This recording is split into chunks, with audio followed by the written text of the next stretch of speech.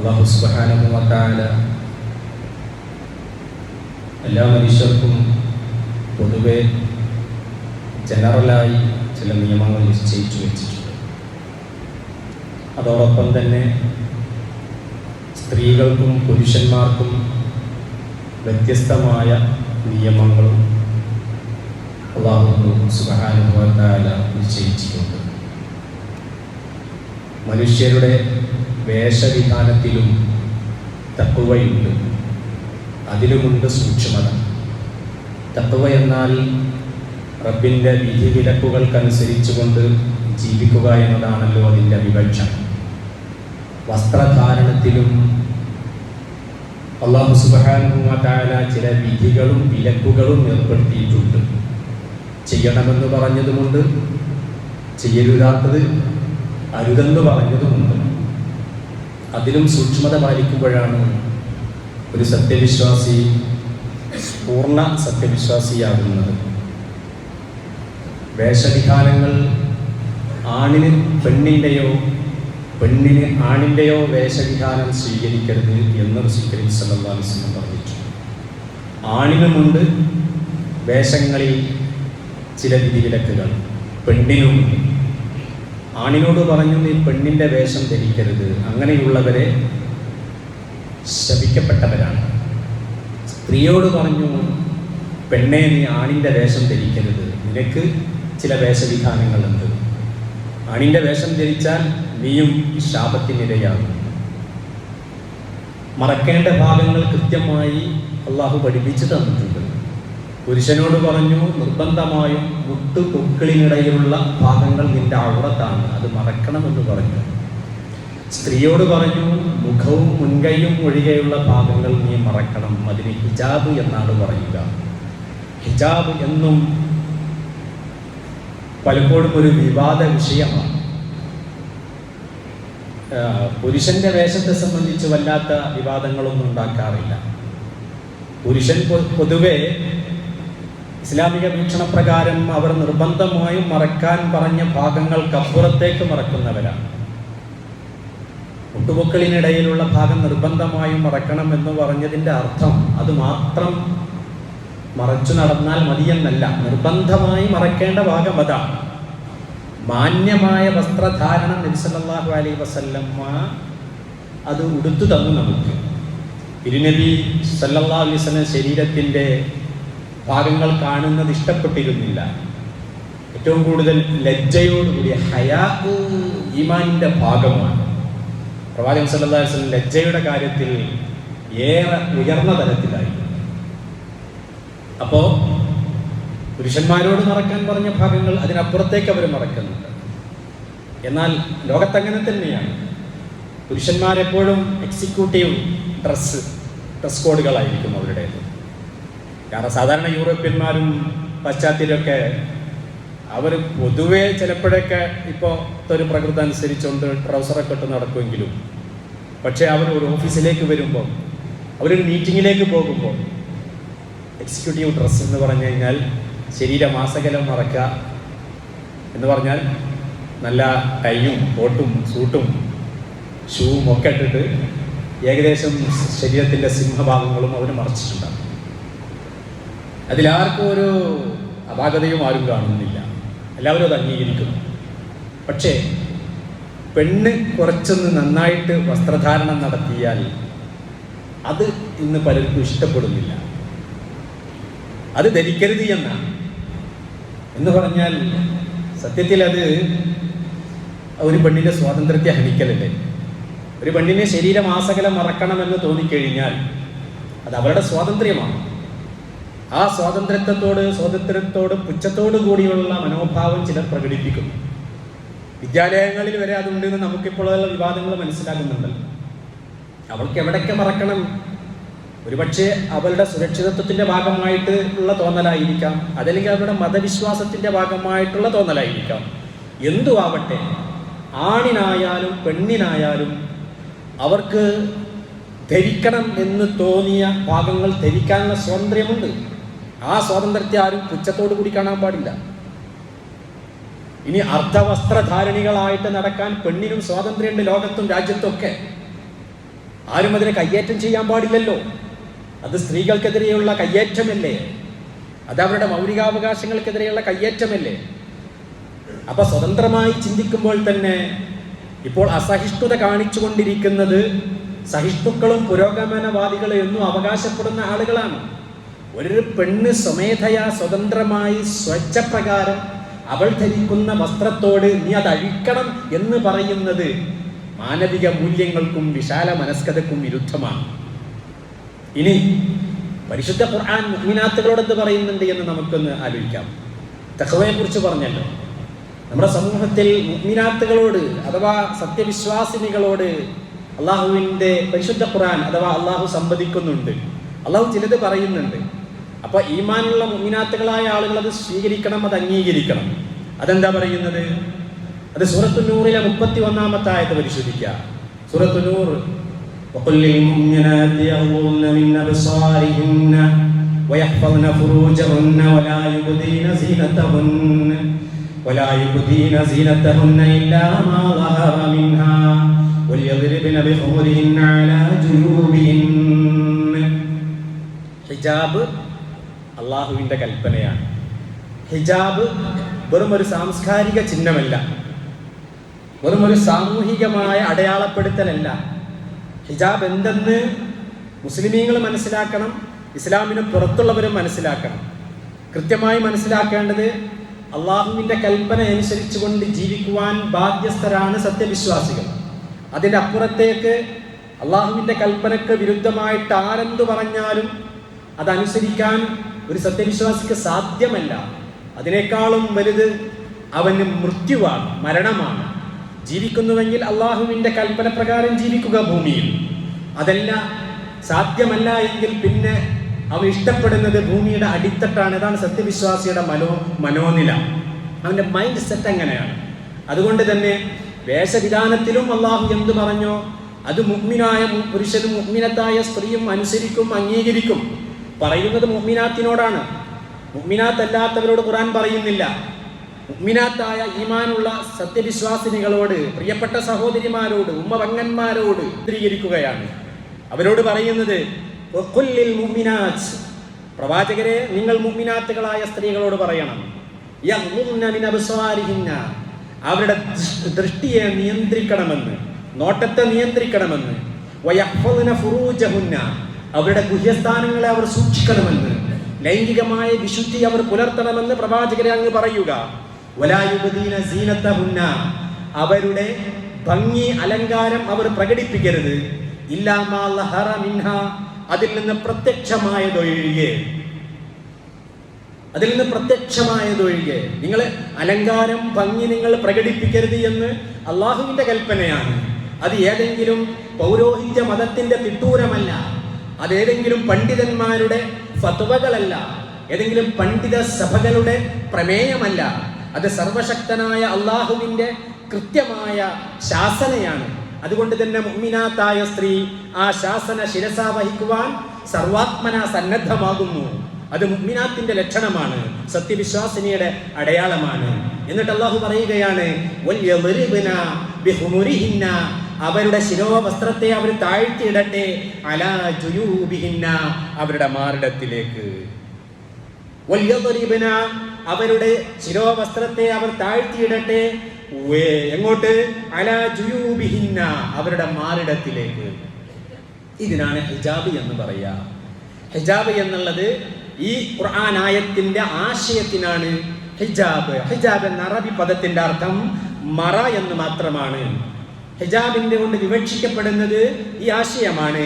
വലാ യുബ്ദീന സീനത്തഹുന്ന, നിങ്ങൾ നിങ്ങളുടെ അലങ്കാരം വ്യക്തമാക്കരുത്, ഭംഗി പ്രകടിപ്പിക്കരുത് എന്ന് പറഞ്ഞിട്ട് അതിൽ നിന്ന് ഇസ്തിഫ്നാ ചെയ്തുകൊണ്ട് ഒരു വാക്ക് പറഞ്ഞു, ഇല്ലാ മാ ലഹറ മിൻഹ, അതിൽ നിന്ന് പ്രത്യക്ഷമായതൊഴികെ.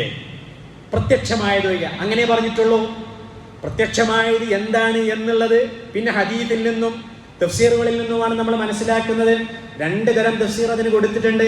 മഹാനായ ഇബ്നു അബ്ബാസ് റളിയല്ലാഹു അൻഹു വിശാരദനായ മുഫസ്സിറാണ്, തിരുനബിയുടെ ശിഷ്യനാണ്, സഹാബി വര്യനാണ്, ഖുർആനിൽ അഗാധമായ പാണ്ഡിത്യമുള്ള വ്യക്തിയാണ്, സ്വീകരിക്കപ്പെടേണ്ട അഭിപ്രായത്തിന്റെ ഉടമയാണ് ഇബ്നു കതീർ. ഇബ്നു അബ്ബാസ് റളിയല്ലാഹു അൻഹു. ആ ഇബ്നു അബ്ബാസ് റളിയല്ലാഹു അൻഹു ഇല്ലാ മാ ലഹറ മിൻഹാ എന്ന വാക്കിന് വിശദീകരണം കൊടുത്തത് മുഖവും മുൻകൈയും ഒഴികെയുള്ള ഭാഗങ്ങൾ എന്നാണ്. മുഖവും മുൻകൈയും ഒഴികെയുള്ള ഭാഗങ്ങൾ സ്ത്രീയുടെ ഔറത്താണ്. അത് നിർബന്ധമായി മറച്ചിരിക്കണം. അത് വാജിബാണ്, നിർബന്ധമാണ്. അതിൽ നിന്ന് പ്രത്യക്ഷമാകുന്നത് അത് തെറ്റാണ്. ഈ പറഞ്ഞ ഭാഗത്തിൽ നിന്ന് ഏതെങ്കിലും സ്വമേധയാ വെളിവാക്കുന്നത് അത് തെറ്റാണ്, കുറ്റകരമാണ് എന്ന് മഹാനായ ഇബ്നു അബ്ബാസ് റളിയല്ലാഹു അൻഹു പറയുന്നു. എന്നാൽ ഇല്ലാ മാ ലഹറ മിൻഹാ എന്ന വാക്കിന് തന്നെ മറ്റൊരു വിശദീകരണം കൊടുത്തിട്ടുണ്ട്. മുഖവും മുൻകൈയും അടക്കം ഔറത്താണ് എന്ന് പറഞ്ഞ ഇബ്നു മസ്ഊദ് റളിയല്ലാഹു അൻഹുവിനെ പോലെയുള്ള സ്വഹാബികളുണ്ട്. ഇമാം ഹസൻ ബസ്രി റളിയല്ലാഹു അൻഹുവിനെ പോലെയുള്ള ആളുകളുമുണ്ട്. പ്രബലമായ അഭിപ്രായം മുഖവും മുൻകൈയും ഒഴികെയുള്ള ഭാഗങ്ങൾ ഔറത്താണ്. മുഖവും മുൻകൈയും വ്യക്തമാക്കാം, അത് നോക്കാമെന്നല്ല പുരുഷന്. അത് സ്ത്രീയെ സംബന്ധിച്ചിടത്തോളം വ്യക്തമാക്കുന്നതിന് തെറ്റില്ല എന്നാണ്. എന്നാൽ ഇബ്നു മസ്ഊദ് റളിയല്ലാഹു അൻഹുവിനെ പോലെയുള്ളവരോ മുഖവും മുൻകൈയും മറക്കണമെന്ന് തീരുമാനിച്ചവരാണ്, അല്ലെങ്കിൽ അങ്ങനെ അഭിപ്രായപ്പെട്ടവരാണ്. ആ അഭിപ്രായം അനുസരിച്ചുകൊണ്ട് സ്ത്രീകൾക്ക് അങ്ങനെയും ജീവിക്കാം, മുഖവും മുൻകൈയും മറച്ചുകൊണ്ട് ജീവിക്കാം. അതിനെ ആക്ഷേപിക്കാൻ മുസ്ലിമീങ്ങളും പോവേണ്ട, നാസ്തികരും പോകേണ്ട, സത്യനിഷേധികളും പോവേണ്ട. അത് അള്ളാഹുവിന്റെ കൽപ്പനയിൽ വന്ന വിശദീകരണത്തിൽ സ്വഹാബികൾക്കടക്കം ഉള്ള അഭിപ്രായ വ്യത്യാസമാണ്. എന്നാൽ അധിക സ്ത്രീകളും സ്വീകരിക്കുന്നത്, അധിക പുരുഷന്മാരും അംഗീകരിക്കുന്നതുമൊക്കെ മഹാനായ ഇബ്നു അബ്ബാസ് റഹിമഹുല്ല അവരുടെ അഭിപ്രായമാണ്. അവർ പറഞ്ഞു മുഖവും മുൻകൈയും പ്രദർശിപ്പിക്കുന്നതിൽ തെറ്റില്ല. അതനുസരിച്ചുകൊണ്ട് നമ്മുടെ നാട്ടിലെ സ്ത്രീകളൊക്കെ ജീവിക്കുമ്പം അതിനെ ഹിജാബ് എന്ന് പറയുകയാണ്. അതിനെ ഹിജാബ് എന്നാണ് പറയുന്നത്, മറ എന്നാണ് പറയുന്നത്. ഈ അഭിപ്രായത്തിന് ഇബ്നു അബ്ബാസ് റളിയല്ലാഹു അൻഹുവിന്റെ അഭിപ്രായത്തിന് ഉപോത്ബലകമായി അബൂ ദാവൂദ് റിപ്പോർട്ട് ചെയ്ത അസ്മാ ബിൻത് റളിയല്ലാഹു അൻഹുവിനെ തുടർന്നുള്ള ഹദീസ് ഉണ്ട്. അന്ന അസ്മാ ബിൻത് അബീ ബക്കർ റളിയല്ലാഹു അൻഹു, തീർച്ചയായിട്ടും അസ്മാ ബിൻത് അബീ ബക്കർ റളിയല്ലാഹു അൻഹുമ ദഖലത്, അവരെ പ്രവേശിച്ചു അലൻ നബി സല്ലല്ലാഹു അലൈഹി വസല്ലമ, നബി സല്ലല്ലാഹു അലൈഹി വസല്ലമയുടെ അടുക്കലേക്ക് വന്നു. വഅലൈഹാ സിയാബുൻ റിഖാഖുൻ, അപ്പോൾ അസ്മാ റളിയല്ലാഹു അൻഹ ധരിച്ചിരുന്നത് നേരിയ ഒരു വസ്ത്രമാണ്. ആരാണ് അസ്മാ റളിയല്ലാഹു അൻഹ? അബൂബക്കർ സിദ്ദീഖ് റളിയല്ലാഹു അൻഹുവിന്റെ മകളാണ്. നബിയുമായുള്ള ബന്ധം എങ്ങനെയാണ്? ആയിഷ ബീവിയുടെ ജ്യേഷ്ഠത്തിയാണ്, തന്റെ ഭാര്യയുടെ ജ്യേഷ്ഠത്തിയാണ്, സഹോദരിയാണ് അസ്മാ റളിയല്ലാഹു അൻഹ. അസ്മാ റളിയല്ലാഹു അൻഹ റസൂൽ കരീം സല്ലല്ലാഹു അലൈഹി വസല്ലമയുടെ സവിധത്തിലേക്ക് വന്നപ്പം റസൂൽ കരീം സല്ലല്ലാഹു അലൈഹി വസല്ലമ ആ വസ്ത്ര വിധാനം കണ്ടിട്ട് വഅലൈഹാ സിയാബുൻ റിഖാഖുൻ, നേരിയ വസ്ത്രമാണ് അവർ ധരിച്ചിട്ടുള്ളത്. ഫഅറള അൻഹ, നബി സല്ലല്ലാഹു അലൈഹി വസല്ലം ഒന്ന് തിരിഞ്ഞു കളഞ്ഞു, ഇഷ്ടപ്പെടാതെ തിരിഞ്ഞു കളഞ്ഞു. വഹാര, എന്നിട്ട് നബി സല്ലല്ലാഹു അലൈഹി വസല്ലം പറഞ്ഞു, യാ അസ്മാ, മോളെ അസ്മാ, ഇന്നൽ മർഅത, ഒരു സ്ത്രീ ഇദാ ബലഗത് സിന്നൽ മഹീദ്, അവൾ പ്രായപൂർത്തി എത്തിക്കഴിഞ്ഞാൽ ലം യുസ്ലഹ് അൻ യുറാ മിൻഹാ ഇല്ലാ ഹാദാ വഹാദാ, മോളെ അസ്മാ, ഒരു പെൺകുട്ടിയെ പ്രായപൂർത്തി എത്തിക്കഴിഞ്ഞാൽ ഇതും ഇതുമല്ലാതെ കാണിക്കരുത്. ഇതും ഇല്ലാ ഹാദാ വഹാദാ. വഅശാറ, നബി സല്ലല്ലാഹു അലൈഹി വസല്ലമ ഇശാറത്ത് ചെയ്തു എങ്ങട്ട്? ഇലാ വജ്ഹിഹി, മുഖത്തേക്ക്, ഇതും വകഫൈഹി, രണ്ട് മുൻകൈയിലേക്കും, ഇതും അല്ലാതെ വെളിവാക്കരുത്. ഈ ഹദീസിന്റെ അടിസ്ഥാനത്തിലാണ് ഇബ്നു അബ്ബാസ് റളിയല്ലാഹു അൻഹു പറഞ്ഞത് എന്ത്? സ്ത്രീകൾക്ക് മുഖവും മുൻകൈയും വ്യക്തമാക്കാമെന്ന്. എന്നാൽ ഈ ഹദീസിനെ സംബന്ധിച്ച് തന്നെ മുർസലാണ്, ലഈഫാണ് എന്ന് പറഞ്ഞ പണ്ഡിതന്മാരുമുണ്ട്. ഇസ്നാദ് ലഈഫാണെന്നൊക്കെ പറഞ്ഞ പണ്ഡിതൻ, അത് വിശാലമായ ചർച്ചയാണ്. പക്ഷേ സ്വീകാര്യരായ അള്ളാഹുവിന്റെ റസൂലിന്റെ ശിഷ്യന്മാരായ ആളുകൾക്കിടയിൽ, സ്വഹാബികൾക്കിടയിൽ തന്നെ, പിൽക്കാല പണ്ഡിതന്മാർക്കിടയിലല്ല, സ്വഹാബികൾക്കിടയിൽ തന്നെയുള്ള അഭിപ്രായ വ്യത്യാസമാണ് മുഖവും മുൻകൈയും ഔറത്താണോ അല്ലേ എന്നുള്ളത്. ഏതായാലും ഇബ്നു അബ്ബാസ് റളിയല്ലാഹു അൻഹുവിന്റെ അഭിപ്രായം അതും മറ്റുള്ളവരുടെ എല്ലാവരുടെയും അഭിപ്രായം വെച്ച് ലോകത്തെ പണ്ഡിതന്മാരുടെ മുഴുവൻ ഇജ്മാഅായിട്ട് നമുക്ക് എന്ത് പറയാം? മുഖവും മുൻകൈയും അല്ലാത്ത എല്ലാ ഭാഗങ്ങളും മറക്കേണ്ടത് തന്നെയാണ്. എല്ലാ ഭാഗങ്ങളും മറക്കേണ്ടതുണ്ട്. അപ്പൊ അങ്ങനെയാണ് മുസ്ലിം സ്ത്രീ ജീവിക്കേണ്ടതെന്ന് അർത്ഥം. മുസ്ലിം സ്ത്രീ മുത്തഖിയാണെങ്കിൽ അങ്ങനെ ജീവിക്കണം എന്നാണ് റസൂൽ കരീം സല്ലല്ലാഹു അലൈഹി വസല്ലം പറഞ്ഞത്. നോട്ടവും തെറ്റും മറ്റതൊക്കെ മനുഷ്യന്മാരുടെ പറ്റും. പക്ഷേ ജീവിക്കുമ്പോൾ ഡ്രസ് കോഡ് എന്തായിരിക്കണം? ഒരു പെണ്ണിന്റെ ഡ്രസ് കോഡ് ഇങ്ങനെയായിരിക്കണമെന്ന് അള്ളാഹു പരിശുദ്ധ ഖുർആനിൽ പറഞ്ഞു. പ്രവാചകൻ അത് വിശദീകരിച്ചു തരുന്നു. പണ്ഡിതന്മാരുടെ ഇജ്മാ ഉണ്ട്. നിങ്ങൾ ഇങ്ങനെ ഏറ്റവും ചുരുങ്ങിയത് നിങ്ങൾ ഈ ഭാഗമെങ്കിലും മറക്കണമെന്ന്. അത് മറക്കണ്ടേ? അത് മറക്കൽ അള്ളാഹുവിന്റെ കൽപ്പനയാണ്, അള്ളാഹുവിന്റെ ശാസനയാണ്, സാംസ്കാരിക ചിഹ്നമല്ല, അതൊരു യൂണിഫോം അല്ല, അതൊരു സാമൂഹികമായ അടയാളപ്പെടുത്തൽ മാത്രമല്ല, ഈവൻ അതൊരു അതൊരു സുരക്ഷാ കവചം കൂടിയല്ല, അത് അള്ളാഹുവിന്റെ കൽപ്പനയാണ്. അള്ളാഹുവിന്റെ കൽപ്പന ശിരസാ വഹിക്കണം എന്ന് ആഗ്രഹിക്കുന്ന ഏതൊരു പെണ്ണും അങ്ങനെ ചെയ്യും. ഏതൊരു കുടുംബത്തിലെ പെണ്ണിനെ കൊണ്ടും പുരുഷൻ അങ്ങനെ ചെയ്യിക്കും. മക്കളെ കൊണ്ടും ചെയ്യിക്കും, ഇണയെ കൊണ്ടും ചെയ്യിക്കും. വീട്ടിലുള്ളവരോട് അത് ഉപദേശിക്കുകയും അങ്ങനെയുള്ളൊരു കുടുംബാന്തരീക്ഷത്തിലൂടെ നമ്മളെ മക്കളെ വളർത്തുകയും ചെയ്യും. അത് മുഅ്മിനീങ്ങളായ ആളുകളുടെ ബാധ്യതയാണ്. എൻ്റെ റബ്ബ് ഇങ്ങനെയാണ് ഡ്രസ് കോഡ് കൽപ്പിച്ചിട്ടുള്ളത്. അതുകൊണ്ട് എൻ്റെ വീട്ടിലെ സ്ത്രീകൾ ഇങ്ങനെയാണ് ജീവിക്കേണ്ടത്, എൻ്റെ മക്കളെ പരിശീലിപ്പിക്കേണ്ടത് അങ്ങനെയാണ്, ഞാനത് പരിശീലിപ്പിക്കും. പിന്നെ അവർ സ്വയം തീരുമാനമെടുക്കുമ്പോൾ അവർ തീരുമാനപ്രകാരം ആയിക്കോട്ടെ. അങ്ങനെയാണ് സത്യവിശ്വാസികൾ. എന്നാൽ പ്രിയപ്പെട്ട സഹോദരി സഹോദരന്മാരെ, അത് നമ്മളിപ്പോ ഹിജാബിനെ സംബന്ധിച്ചൊക്കെ ഉള്ള പ്രശ്നങ്ങൾ വരുമ്പോൾ പലപ്പോഴും വികാരഭരിതരാകും, അല്ലേ? പലപ്പോഴും വികാരഭരിതരാകും. പക്ഷെ അവനവന്റെ വീട്ടിൽ നമ്മൾ ഈ ഡ്രസ് കോഡ് നമ്മുടെ കുട്ടികളെ പരിശീലിപ്പിക്കാറുണ്ടോ? നബി സല്ലല്ലാഹു അലൈഹി വസല്ലം എന്താ പറഞ്ഞത് അസ്മായോട്? അസ്മാ മോളെ, അത് ഇദാ ബലഗത സിന്നൽ മഹീർ, ഒരു പെൺകുട്ടിക്ക് പ്രായപൂർത്തി എത്തിക്കഴിഞ്ഞാൽ, ഒരു പെൺകുട്ടി വിവാഹിതയായാൽ എന്നല്ല, ഒരു പെൺകുട്ടിക്ക് മഹീർ എന്ന് പറഞ്ഞാൽ ഹൈലിന്റെ പ്രായം, അവൾക്ക് പിരീഡ് ആ സമയം എത്തിക്കഴിഞ്ഞാൽ, ആ ഋതുരക്തത്തിന്റെ ആ സമയം എത്തിക്കഴിഞ്ഞാൽ അവൾ പ്രായപൂർത്തിയായവളാണ്. അവളെ പിന്നെ ഇത് ധരിക്കൽ നിർബന്ധമാണ്. ആ കുട്ടിക്ക് പിന്നെ ഇത് ധരിക്കൽ നിർബന്ധമാണ്. നിർബന്ധമായ ഡ്രസ് കോഡാണത്. അതാണ് റസൂൽ കരീം സല്ലല്ലാഹു അലൈഹി വസല്ലം പറഞ്ഞു. നമ്മളെ കുട്ടികൾ അങ്ങനെയാണ്. അങ്ങനെ പരിശീലിപ്പിക്കാറുണ്ടോ നമ്മൾ? ഞാൻ മദ്രസയിലേക്ക് വരുമ്പോൾ നമ്മളെ കുട്ടികൾ നല്ല കുട്ടികളാണ്. മദ്രസയിൽ വരുമ്പോൾ അവരുടെ ഡ്രസ് കോഡ് എന്താ? അവരുടെ ഡ്രസ് കോഡ് ഇതേപോലെയുള്ള ഈ പറഞ്ഞ ഹിജാബാണ്. എന്നാൽ എൻ്റെ ഉപ്പമാരും എൻ്റെ സഹോദരിമാരോട് ഞാൻ പറയുന്നത്, എൻ്റെ ഉപ്പമാരോട് ഞാൻ പറയുന്നത്, പുറത്തു പോകുമ്പോൾ മക്കളെ, ഇത് നമ്മുടെ മദ്രസയിലേക്കുള്ള യൂണിഫോം അല്ല മക്കളെ, ഇത് ഇസ്ലാമിലെ സ്ത്രീയുടെ യൂണിഫോമാണ് എന്ന് പഠിപ്പിച്ചു കൊടുക്കാറുണ്ടോ? എന്ന് പറഞ്ഞ് മനസ്സിലാക്കി കൊടുക്കാറുണ്ടോ? മദ്രസയ്ക്ക് വരുമ്പോൾ എങ്ങനെ വരാം, പുറത്തു പോയാൽ എങ്ങനെയും പോവാം. പ്രായപൂർത്തി എത്തുന്നതിന് മുമ്പ് നമ്മൾ ശീലിപ്പിക്കണം. ശീലമാണല്ലോ വലുത്. അപ്പൊ ശീലിപ്പിക്കലാണ് പ്രായപൂർത്തി എത്തുന്നതിന് മുമ്പ്. അപ്പൊ പ്രായപൂർത്തി എത്തുന്നതിന് മുമ്പ് നമ്മളെ കുട്ടികളെ ശീലിപ്പിക്കേണ്ടത് മദ്രസയിലേക്ക് വരുമ്പോൾ അങ്ങനെ ബോധ്യപ്പെടുത്തരുത്. അപ്പൊ അതുകൊണ്ടാണ് കുട്ടികൾ ഉസ്താദിനെ കാണുമ്പോൾ, ഇപ്പൊ പഴയ കാലത്തൊക്കെ ഞങ്ങളുടെ നാട്ടിലൊക്കെ സ്ത്രീകള് ഉസ്താദ്മാരെ കാണുമ്പോൾ വേറെടുത്ത് അട്ടം തലയിലിടും. അപ്പൊ എന്താ, ഇത് ഉസ്താദന്മാർക്കുള്ള ഒരു ഡ്രസ് കോഡ്. അങ്ങനെയല്ലല്ലോ, ഉസ്താദന്മാർക്കുള്ള ഡ്രസ് കോഡല്ലല്ലോ ഇത് പെണ്ണിന് അല്ലാഹു നിശ്ചയിച്ച ഡ്രസ് കോഡല്ലേ, അവരുടെ വേഷവിധാനമല്ലേ. അപ്പൊ മക്കളെ അത് സ്കൂളിൽ പോകുമ്പോൾ അത് ശീലിപ്പിക്കണം. സ്കൂളിൽ പോകുമ്പോൾ മക്കളെ തട്ടൊന്നും ഇടണ്ട. പ്രായപൂർത്തി എത്തിയ കുട്ടികൾക്ക് വരാൻ നിർബന്ധമില്ലാത്ത നിലയിലാണ് നമ്മളെ വീട്ടിൽ നിന്നുള്ള നിർദ്ദേശങ്ങൾ. അങ്ങനെയല്ല, ഇത് അള്ളാഹുവിന്റെ നിയമമാണ്. അത് പരിശീലിക്കണം, അത് ചെയ്യണം എന്ന് കുട്ടികളെ പഠിപ്പിക്കണം. അത് ചെറുപ്രായത്തിലെ പഠിപ്പിക്കണം. മദ്രസയിൽ മാത്രമല്ല, സ്കൂളിൽ പോകുമ്പോഴും കുട്ടികൾ അങ്ങനെ തന്നെയാണ്. വിവാഹത്തിനും കല്യാണത്തിനും ഒക്കെ പോകുമ്പോൾ നമ്മളെ കുട്ടിയെ ശീലിപ്പിക്കേണ്ടത് എങ്ങനെയാണ്? അടിച്ചേൽപ്പിക്കേണ്ട ഒരു കാര്യമല്ലോട്ടത്. ദീനിൽ നിർബന്ധമല്ല. നമ്മളെ കുട്ടികളെ ഉപദേശിക്കാം, പറഞ്ഞ് മനസ്സിലാക്കി കൊടുക്കുക. എന്നിട്ട് അവർ ചെയ്യണത് പോലെ ചെയ്യട്ടെ. കുറച്ചൊക്കെ ബോധ്യം വരുമ്പം, ബോധമുണ്ടാകുമ്പം ആ സമയത്ത് അവർ തിരുത്തും. ഈമാനുണ്ടെങ്കിൽ തിരുത്തും. ചെറുപ്പത്തിൽ കുട്ടികളെ ശീലിപ്പിക്കണം നമ്മളെ ബാധ്യതയാണ്. നമ്മൾ പറഞ്ഞാൽ കേൾക്കുന്ന പ്രായത്തിലൊക്കെ കുട്ടികൾക്ക് പറഞ്ഞ് മനസ്സിലാക്കി കൊടുക്കുക, അവരെ ശീലിപ്പിക്കുക. ശീലം അങ്ങനെ ഉണ്ടാക്കി കഴിഞ്ഞാൽ എത്ര വലുപ്പത്തിലെത്തിക്കഴിഞ്ഞാലും അവർക്ക് ഈമാന് പിന്നെ കൂടുകയാണെങ്കിൽ അവരതിൽ കൂടുതൽ ശ്രദ്ധ പുലർത്തും. ശീലിപ്പിച്ചില്ലേ, നമ്മൾ വീട്ടിൽ നിന്ന് ശീലിപ്പിക്കുന്നതല്ലേ നമ്മളെ കുട്ടികൾ പഠിക്കുക. അപ്പൊ അതുകൊണ്ട് എൻ്റെ രക്ഷിതാക്കളോട് പ്രത്യേകം പറയാനുള്ളത്, നമ്മളെ ഹിജാബ് വിഷയത്തിൽ, ഹിജാബ് എന്ന ലോകത്ത് മുഴുവൻ ചർച്ചയാണ്, വിവാദ വിഷയമാണ്. അത് കേരളത്തിലോ ഇന്ത്യയിലോ മാത്രമല്ല, അത് യൂറോപ്യൻ രാഷ്ട്രങ്ങളിലും പാശ്ചാത്യ രാജ്യങ്ങളിലൊക്കെ പലപ്പോഴും, ഫ്രാൻസിൽ നിന്ന് ഇടക്ക് വരുന്നത് കാണാം ഹിജാബ് നിരോധനം, അല്ലെ? അങ്ങനെ പലപ്പോഴും ഉണ്ടാകും, വിഷയങ്ങൾ ഉണ്ടായിക്കൊണ്ടേയിരിക്കും. കാരണം പലർക്കും ഇഷ്ടപ്പെടില്ല. ഇസ്ലാം സ്ത്രീകളെ സംബന്ധിച്ചിടത്തോളം അവരുടെ ഐഡന്റിറ്റിയാണ്, അവരുടെ അന്തസ്സുള്ള അഭിമാനമുള്ള വസ്ത്രധാരണമാണ് ഈ ഹിജാബ് എന്ന് പറയുന്നത്. പിന്നെ അതിനെ നമ്മുടെ പാശ്ചാത്യ ലോകത്ത് എന്താണ്, കച്ചവടവൽക്കരിക്കപ്പെട്ട ലോകമാണ്. കച്ചവടവൽക്കരിക്കപ്പെട്ട ഒരു ലോകത്ത് എന്ത് ചെയ്യണം എന്നറിയോ? പെണ്ണിനെ പരസ്യ പലകയിൽ ആകർഷണീയ വസ്തുവാക്കണം. അത് ആണിന്റെ കച്ചവട മുതലാക്കിയിട്ട് അവളെ മാറ്റണം. അവന്റെ ആസ്വാദന വസ്തുവാക്കണം. അവന് പണം ഉണ്ടാക്കാനുള്ള പരസ്യ വസ്തുവാക്കണം. അതിനെന്ത് ചെയ്യണം? പരസ്യ പലകയിൽ പ്രദർശിപ്പിക്കേണ്ടത് ഹിജാബില്ലാത്ത പെണ്ണിനെയാണ്, പൂർണ്ണനഗ്നയും അർദ്ധനഗ്നയുമായിട്ടുള്ള സ്ത്രീകളെയാണ്. അത് യൂറോപ്യന്റെ അധമ സംസ്കാരത്തിന്റെ ഭാഗമാണ്. അത് കച്ചവട സംസ്കാരത്തിന്റെ ഭാഗമാണ്. അന്തസ്സുള്ള പെണ്ണിന്റെ ഭാഗമല്ല.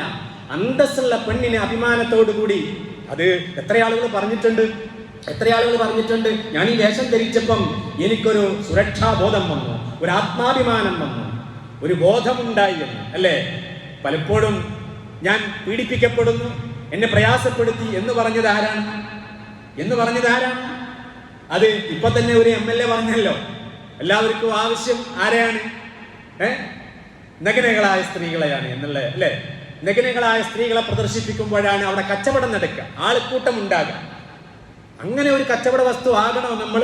നമ്മുടെ സഹോദരിമാർ അഭിമാനമുള്ള അന്തസ്സുള്ള ഈ സമൂഹത്തിന്റെ ഭാഗമായിട്ടുള്ള ഈ ലോകത്തിന്റെ തന്നെ പ്രത്യേകിച്ച് ഇസ്ലാമിക സംസ്കാരത്തിന്റെയും ഊടും പാവുമായിട്ടുള്ള അന്തസ്സുള്ള സഹോദരിമാരെ സംബന്ധിച്ചിടത്തോളം ഹിജാബ് ആത്മാഭിമാനത്തിന്റെ ഭാഗമാണ്.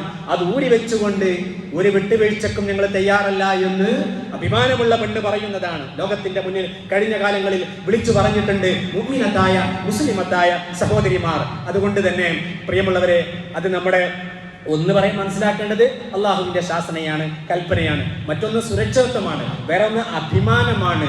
എല്ലാ നിലക്കും ഐഡന്റിറ്റി കീപ്പ് ചെയ്തുകൊണ്ട് അന്തസ്സോടെ അഭിമാനത്തോടു കൂടി ജീവിക്കുവാൻ നമ്മുടെ സഹോദരിമാർക്ക് കഴിയണം, നമുക്ക് കഴിയണം. നമ്മുടെ കുടുംബത്തെ അങ്ങനെ ചിട്ടയോടെ നിഷ്ഠയോടെ റബ്ബിന്റെ ശാസനക്കനുസരിച്ചുകൊണ്ട് വളർത്തിക്കൊണ്ടുവരാൻ നമുക്ക് കഴിയണം. സർവശക്തനായ അല്ലാഹുവിന് തൗഫീഖ്. പരിശുദ്ധ ഖുർആനിൽ സൂറത്തുൽ അഹ്സാബിൽ 59-ാമത്തെ ആയത്തിലും പറയുന്നുണ്ട്, ദാലിക അദ്നാ അൻ യുറഫ്ന ഫലാ യുദൈൻ. ഈ ഉമ്മത്തിലെ സ്ത്രീകൾ അവരുടെ ഐഡന്റിറ്റിയാണ്, അവരറിയപ്പെടാൻ വേണ്ടിയാണ്. ഫലാ യുദൈൻ, അവർ ബുദ്ധിമുട്ടിക്കപ്പെടാതിരിക്കുവാൻ, പീഡിപ്പിക്കപ്പെടാതിരിക്കുവാൻ, പ്രയാസപ്പെടുത്തപ്പെടാതിരിക്കുവാൻ, അന്തസ്സും അഭിമാനമുള്ളവരുമാണ്, ചാരിത്ര്യ ബോധമുള്ളവരാണ് എന്നുള്ള മെസ്സേജ് നൽകുന്നതിന് വേണ്ടി കൂടിയാണ് അവരുടെ ഈ പർദ്ദ അല്ലെങ്കിൽ ഹിജാബ് എന്ന് അല്ലാഹു പരിശുദ്ധ ഖുർആനിൽ പറയുന്നത്. അതോടൊപ്പം നമ്മുടെ രാജ്യത്ത്, ലോകത്തും ഇന്ത്യ രാജ്യത്തും ഭരണഘടനാപരമായിട്ടുള്ള ഒരു അവകാശം കൂടിയാണ് ഹിജാബ് എന്നുള്ളത്. ഒരു പെണ്ണിനെ സംബന്ധിച്ചിടത്തോളം ഒരു പെൺകുട്ടിക്ക്, ഒരു സ്ത്രീക്ക് അവരുടെ മതം അനുശാസിക്കുന്ന പ്രകാരം അവർക്ക് വേഷവിധാനങ്ങളുമായിട്ട് പോവാം. അത് നമ്മൾ അത് ശീലിപ്പിക്കുകയും വേണം നമ്മുടെ കുട്ടികളെ എന്ന് ഞാൻ പറഞ്ഞല്ലോ.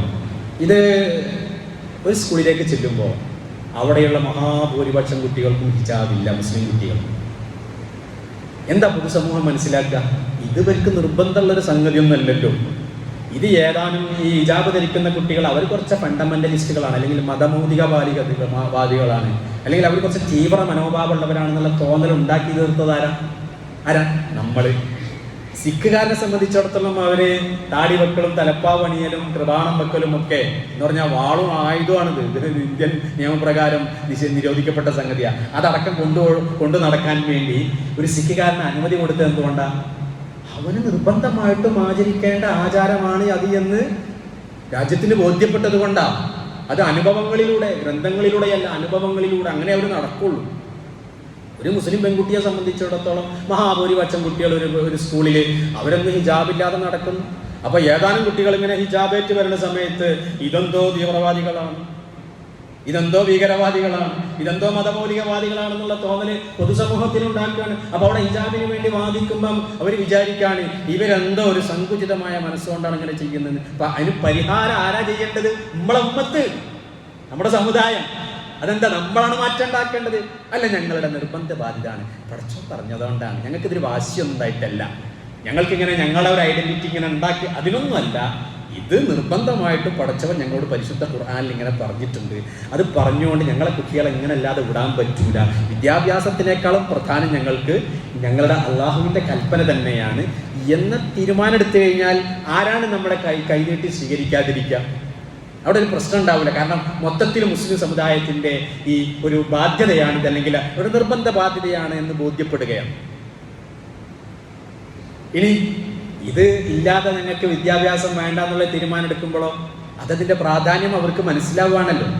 അവർക്ക് മനസ്സിലാവുകയാണ് അതിൻ്റെ പ്രാധാന്യം. കാരണം വിദ്യാഭ്യാസം എന്നുള്ളതിന് പ്രാധാന്യം കൽപ്പിക്കുന്ന ഒരു മതത്തിൻ്റെ അനുയായികൾ ഈ മതനിഷ്ഠ അനുസരിച്ചുകൊണ്ട് ജീവിക്കാൻ കഴിയില്ല എങ്കിൽ പിന്നെ അവർ ഇതിനു പോലും സന്നദ്ധമല്ല എന്ന് പറയുമ്പോൾ സ്വാഭാവികമായിട്ട് അത് വകവെച്ചു കൊടുക്കണ്ടേ? അല്ലെങ്കിൽ എന്താ മനസ്സിലായി? ആ കുട്ടികൾക്കും അതൊക്കെ മുസ്ലിമീങ്ങൾ തന്നെയല്ലേ, അവരൊക്കെ മുസ്ലിമീങ്ങളല്ലേ, ഓർക്കൊന്നും ഇല്ലാത്ത നിർബന്ധം തങ്ങൾക്കെന്ന് ചോദിച്ചു കഴിഞ്ഞാൽ നമ്മളെന്താ പറയാ? ഓർക്കൊന്നും മതമില്ലാമോ, ഓരെന്തും പഠിച്ചവനെ പേടിക്കാത്തവരാണോ? അപ്പോൾ ഇതിലൊക്കെ നമ്മൾ തന്നെയാണ് തിരുത്തു വേണ്ടത്. അതോടൊപ്പം തന്നെ ഭരണഘടനാപരമായ അവകാശം ഒരു രാജ്യത്ത് അത് ഒരു സ്ഥാപനത്തിൻ്റെ നിയമത്തിനേക്കാളും പ്രധാനമാണ്. മൗലികമായ അവകാശവും ഭരണഘടനാപരമായുള്ള അവകാശങ്ങളും അതിൻ്റെ അപ്പുറത്തേക്ക് ഒരു തീരുമാനവും നിയമങ്ങളും കൊണ്ടുവരാൻ ഒരു സ്ഥാപനങ്ങൾക്കും അത് പാടില്ല, നിയമവിരുദ്ധമാണ്. അപ്പം അതുകൊണ്ട് തന്നെ ഹിജാബ് അനുസരിച്ചുകൊണ്ട്, നമ്മുടെ എറണാകുളം ജില്ലയിലാണല്ലോ ഇപ്പോൾ വിവാദം ഉണ്ടായിട്ടുള്ളത്, പലയിടത്തും വിവാദം ഉണ്ടായി. അതും വിവാദം ഉണ്ടാക്കുന്നതും വിവാദം പറയുന്നതും ആരാണ്? ഹിജാബ് ധരിച്ച കന്യാസ്ത്രീ വന്നിട്ടാണ് പറഞ്ഞത്. എന്തൊരു വിരോധാഭാസല്ലേ. അവർ വരുന്നത് ഹിജാബ് ധരിച്ചോണ്ട് ഞങ്ങൾക്ക് ഇതൊക്കെ പറ്റും, നിങ്ങൾക്ക് പറ്റൂല അല്ലേ? ഇങ്ങനെ ഒരു കാർട്ടൂൺ ഉണ്ടായിരുന്നു, ഒരു ഏകദേശം ഒരു ചെറിയ തൊപ്പിയും ഒരു ഇതേമാതിരി ഒരു കന്തൂറൊക്കെ ഇട്ട ഒരാള് ഒരു ഹിജാബ് ഇട്ട ഒരു പെണ്ണിന്റെ കയ്യും പിടിച്ചാണ് ഇങ്ങനെ പോകുന്നത് അല്ലേ? ആ പോകുന്ന സമയത്ത് തീവ്രവാദി എന്ന് പിന്നീന്ന് വിളിക്കുകയാണ്, തീവ്രവാദി എന്ന്. ഉടനെ അതൊന്ന് തിരിഞ്ഞു. അടുത്ത നെക്സ്റ്റ് ഫോട്ടോ അതാണ്. തിരിഞ്ഞപ്പോഴോ അപ്പോഴാണ് കാണുന്നത് അതൊരു അച്ഛനും ഒരു കന്യാസ്ത്രീയുമാണ്. തിരിഞ്ഞിങ്ങോട്ട് നിന്നപ്പോൾ പിറകു നോക്കിയപ്പോഴോ ഹിജാബും തൊപ്പിയൊക്കെയാണ്, കന്തൂറയാണ്. ഇങ്ങോട്ട് തിരിച്ചു വെച്ചപ്പോഴോ അതൊരു കന്യാസ്ത്രീയാണ്. ഇവർ ആണല്ലേ, എന്നാൽ കുഴപ്പമില്ല. എങ്ങനെ ഒരു സങ്കല്പം വന്നു? അതുകൊണ്ട് ഇതൊക്കെ ഭരണഘടനാ വിരുദ്ധമായിട്ടുള്ള സങ്കുചിതമായിട്ടുള്ള വീക്ഷണങ്ങളിൽ നിന്നാണ് ഇത്തരം മനോഭാവങ്ങൾ വരുന്നത്. അത്തരം ആളുകളെ തിരുത്തേണ്ടതും സൗമ്യമായവർക്ക് കാര്യങ്ങൾ മനസ്സിലാക്കി കൊടുക്കേണ്ടതും ആവശ്യമെങ്കിൽ സമരം ചെയ്യേണ്ടതും ഒക്കെ സത്യവിശ്വാസികളുടെ ബാധ്യത തന്നെയാണ്. ജനാധിപത്യപരമായ അവകാശം കൂടിയാണത്. അതിന് ആദ്യം തിരുത്തുണ്ടാവേണ്ടത് മുസ്ലിം സമുദായത്തിൽ നിന്ന് തന്നെയാണ്. സ്വയം തിരുത്തുകയും മറ്റുള്ളവരുടെ അബദ്ധങ്ങളും തെറ്റുകളും തിരുത്തി കൊടുക്കാനും നമുക്ക് കഴിയണം. അല്ലാഹു സുബ്ഹാനഹു വ തആല അതിന് തൗഫീഖ് നൽകി അനുഗ്രഹിക്കുമാറാവട്ടെ. അല്ലാഹു ഉമ്മത്തിന് അന്തസ്സും അഭിമാനവും നൽകി അനുഗ്രഹിക്കുമാറാവട്ടെ.